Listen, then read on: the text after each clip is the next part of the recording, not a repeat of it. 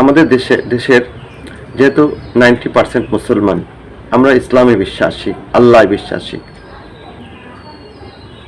যখন আরবের সেই ঘোর অন্ধকার চলমান ছিল, যেটাকে আমরা ডার্কনেস পিরিয়ড বলি, সেই তখনই আমাদের রাসূল পাক সাল্লাল্লাহু আলাইহি সাল্লাম এসেছেন এবং তিনি সত্য এবং ন্যায়ের কথা বলতেন। এবং তার একটা উদ্যোগ ছিল, মনে করে দেখেন, না জানলে অনুসন্ধান করেন, আলেমদের কাছে জিজ্ঞেস করেন। রাসূল করিম সাল্লাল্লাহু আলাইহি সাল্লাম হিলফুল ফুজুল নামে একটা সামাজিক সংস্থা গড়েছিলেন।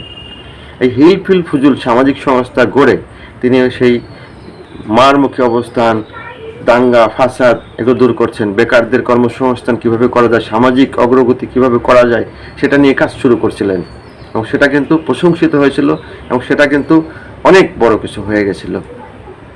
এই যে রাসূল পাক সাল্লাল্লাহু আলাইহি সাল্লাম বিদায় হজের ঐতিহাসিক ভাষণে বলে দিয়ে গেছেন যে আমি তোমাদের জন্য দুইটি জিনিস রেখে যাচ্ছি, একটা হচ্ছে আল্লাহর কালাম পবিত্র আল কোরআন, আর রেখে যাচ্ছি সুন্নাহ, আমাকে অনুসরণ করো। তাহলে রাসূল পাক সাল্লাল্লাহু আলাইহি সাল্লামের সেই যে সিস্টেম, বিপদ এসেছে, বিপদ কাটিয়ে ওঠা সম্ভব।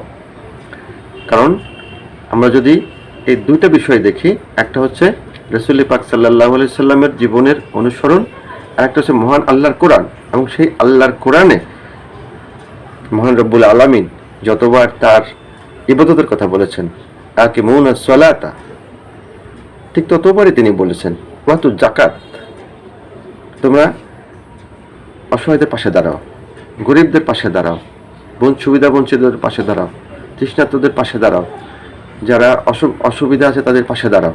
মানে এই যে একটা নির্দেশনা, এই নির্দেশনাকে বিশ্লেষণ করলে অনেক কিছু বের হয়ে যাবে।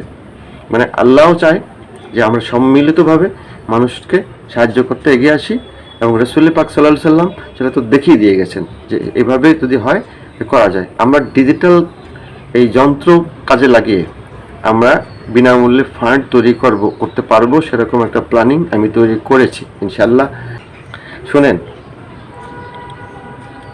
এই যে সোশ্যাল মিডিয়াতে আমি কথা বলতেছি, এই ফেসবুক থেকে মানুষ ইনকাম করতেছে না, ইউটিউব থেকে ইনকাম করতেছে না, টিকটক থেকে ইনকাম করতেছে না, কিন্তু ফেসবুক আপনার কাছ থেকে টাকা নিচ্ছে যে আপনি ফেসবুক চালান, আপনাকে টাকা দিতে হবে, দিচ্ছে না, সিস্টেমে যাচ্ছে।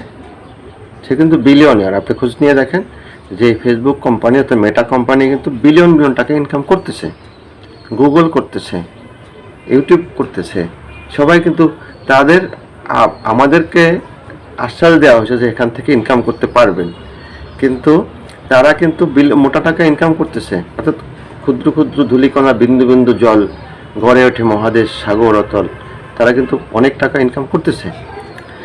আমরা ডিজিটাল এই কার্যক্রমকে কাজে লাগিলে আমরাও এরকম একটা ফান্ড, রেডি ফান্ড তৈরি করতে পারবো, যে ফান্ডটা অটোমেটিকলি তৈরি হবে, তাতে আমাদের কারো কাছে হাত পাততে হবে না, শুধু ঐক্যের প্রয়োজন, বুদ্ধি এবং ঐক্য।